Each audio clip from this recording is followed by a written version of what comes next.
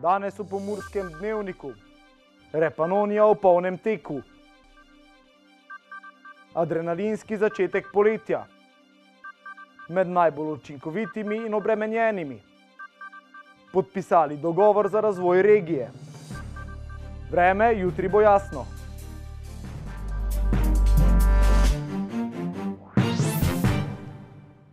Spoštovane gledalke, cenjeni gledalci, lepo pozdravljeni.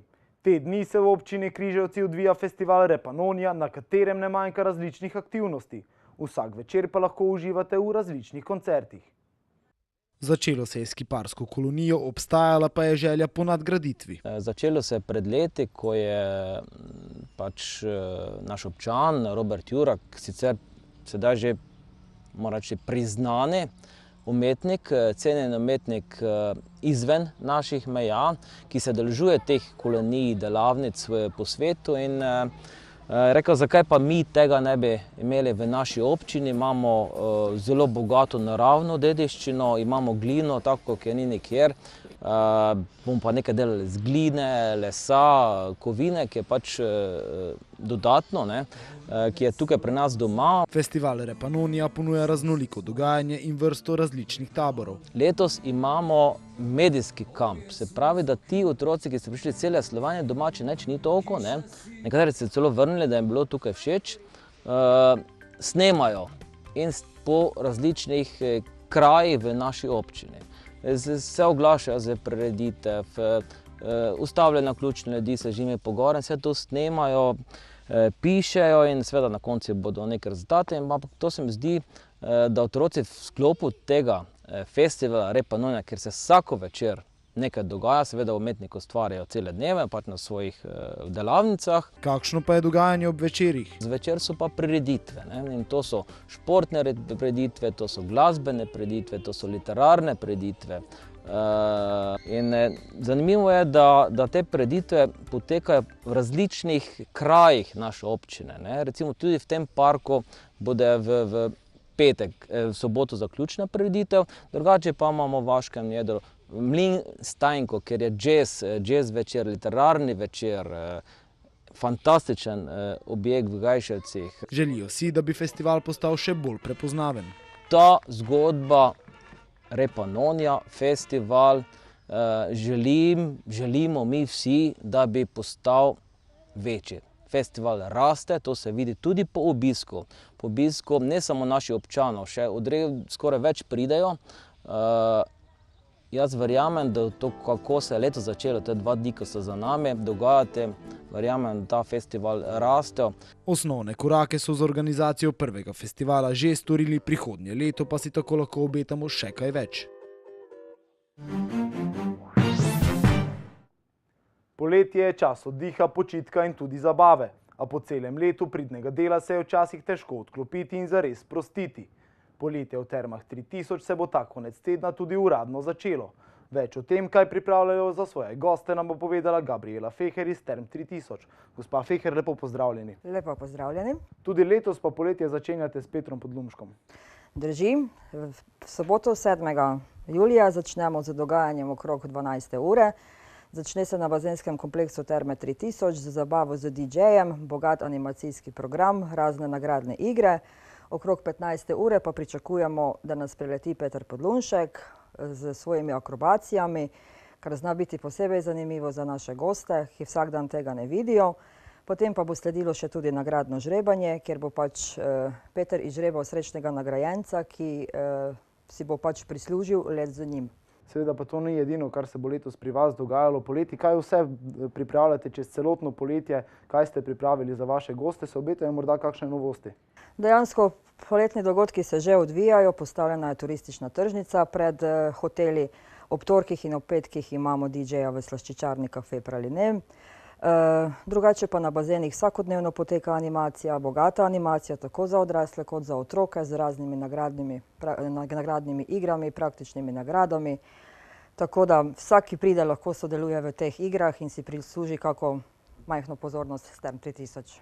Avgusta pa pripravljamo kot za zaključek poletja nastop Nike Zorjan in BQL, in sicer 18. avgusta, ravno tako ob 15. uri na bazenskem kompleksu v Termah 3000. Dajva za konec potem naše gledalke in gledalce tudi povabiti k vam na to uradno otvoritev poletja. Tako, seveda, absolutno vljudno vabljeni že torej tole soboto od 12. ure naprej v Terme 3000, kjer bo potekala nagradna igra za led z Petrom Podlunškom, kjer se boste lahko tole dogajanje ogledali v živo, se slikali, posneli, dobili avtograme in nasplošno pač vabljeni tudi med tednom, med delavniki za vikend na bazenski kompleks. Razne akcije potekajo, zanimiva animacija tako za odrasle kot za otroke in seveda tudi v slaščičarno Praline, kjer vam vedno postrežemo s kakimi novimi sladicami. Gospa Feher, hvala za ta pojasnila in obisk v našem studiu. Hvala tudi vam. Med splošnimi bolnišnicami v Sloveniji so najbolj obremenjeni zdravniki v splošni bolnišnici Murska Sobota. Spadajo pa tudi med najbolj učinkovite. Zdravniki v Sloveniji so plačani praktično enako, ne glede na produktivnost. Po podatkih Zavoda za zdravstveno zavarovanje Slovenije v najbolj produktivnih bolnišnicah zdravnik v povprečju obravnava od 2-krat do 5-krat več primerov kot v najmanj produktivnih. Podatki o produktivnosti v slovenskih bolnišnicah se zbirajo že več kot desetletje, a jih nihče ne uporablja. Pri Financah so analizirali zadnje podatke iz leta 2016 in razkrili številne zanimivosti. Zdravniki v splošni bolnišnici Murska Sobota so po produktivnosti v slovenskem vrhu, a so tudi najbolj obremenjeni, kar je verjetno tudi posledica pomanjkanja zdravnikov. Med splošnimi bolnišnicami so pri Financah primerjali gole primere, kot tudi zahtevnost in ugotovili, da so zdravniki v povprečju najbolj obremenjeni v bolnišnicah Murska Sobota in Slovenj Gradec, najmanj pa v Izoli in Novi Gorici. Razlika v produktivnosti je tudi okoli 40-odstotna. Zanimivo pa je, da je plača enaka. Izračunali so tudi razmerje med najmanj in najbolj obremenjenimi oziroma produktivnimi oddelki. Tako v soboški bolnišnici na kirurškem oddelku pride na enega kirurga 2-krat več primerov kot na enega kirurga v UKC Ljubljana. Na gimnaziji Murska Sobota so letos drugič zapored izvedli naravoslovni raziskovalni tabor. V Murski Soboti se je zbralo kar 34 učencev iz 11 osnovnih šol. Fantje in dekleta so se žrebom razdelili v 3 skupine, ki so izmenjaje obiskovale delavnice iz biologije, fizike in kemije. Pri biologiji so izdelali bombone iz žajblja in timijana ter ugotavljali njihovo protimikrobno delovanje z metodo antibiograma, preučevali gojišča z razvojnimi stadiji mokarja in vinske mušice ter določevali vodne organizme. Z računalniško podprto vajo pa so dokazali reaktante in produkte celičnega dihanja.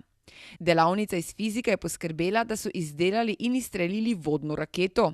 Po videoanalizi posnetka izstrelitve rakete pa so izračunali domet in čas leta rakete ter začetno hitrost. Pri kemiji so naredili naravno zobno pasto in pripravili kremo za roke.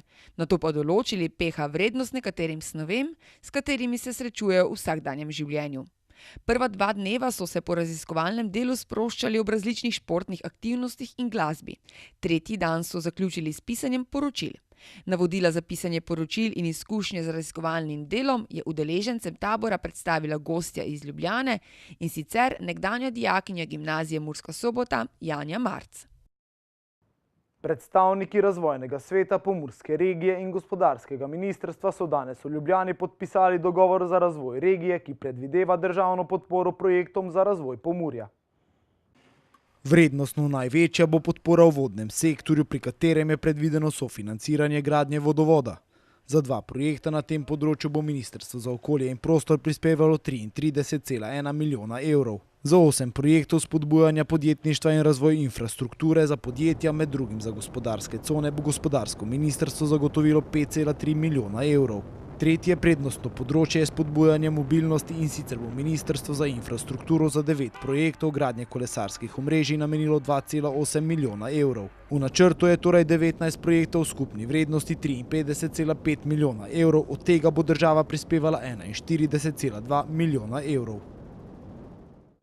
Na Sobota Info poročajo o astronomskem taboru na osnovni šoli Gornji Petrovci. Več o tem na sobotainfo.com, mi pa si poglejmo še kratke novice.